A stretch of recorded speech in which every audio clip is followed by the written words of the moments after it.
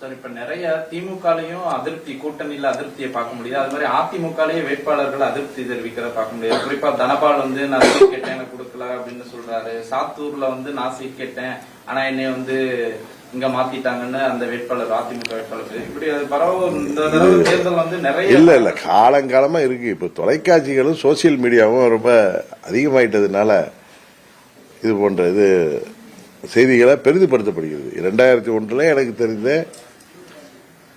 அப்பொழுது சில பேர் தேர்தலில் சீட்டு கொடுக்கலன்னு அரசியல் விட்டு ஒதுங்கினார்கள். எனக்கு தெரிஞ்சு சில பேர் சுயேட்சையா போட்டிட்டு இருக்காங்க. இது காலகாலமாக எல்லா கட்சியிலும் நடந்து வர்றதுதான். இப்ப மீடியா வெளிச்சம் அதிகமா இருக்கு. சோசியல் மீடியாங்கிறது இன்னைக்கு பட்டி தொட்டி எல்லாம் பரவி இருக்கிறதுனால இதெல்லாம் பெரிதுபடுத்தப்படுகிறது.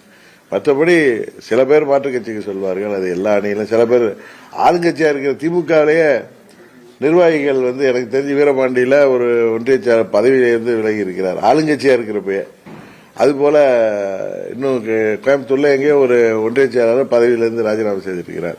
இது எப்பொழுதெல்லாம் தேர்தல் வரும்போது இது போன்ற நிகழ்வுகள் அங்கொன்று இங்கொன்று நிகழ்வது உண்மைதான். ஆனா அது வேட்பாளர் வெற்றியோ அது அந்த கட்சியின் வெற்றியோ என்றைக்கும் பாதித்ததில்லை. இன்னொன்னு அவர்களே கூட அதிருப்தி இருப்பவர்களே தேர்தல் அதெல்லாம் சரியாகி விடுவாங்க. இதுதான் நாங்கள் இதுவரை பார்த்து வருகிற அனுபவம். எங்க அனுபவம் உங்க சட்டசபை வருங்கிறாங்க.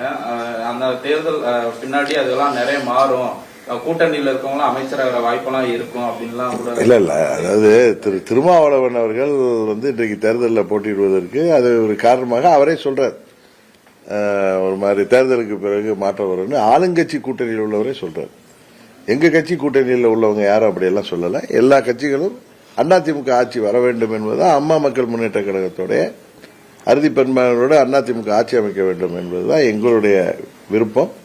அதே நேரத்தில் தோழமை கட்சிகள் எப்படி இப்ப என்டிஏ கூட்டணியில எல்லாம் இடம்பெற மாதிரி அறுதி பெரும்பான்மை இருந்தும் அவர்கள்லாம் இடம்பெற வேண்டும் என்ற பிரியப்படுவது இயற்கை.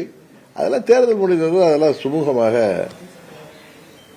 அதெல்லாம் தீர்க்கப்படும். இன்னொன்று அதிமுக தலைமையில் தனிப்பெரும்பான்மையோட ஆட்சி அமையும் என்பதுதான் எங்களுடைய விருப்பம்.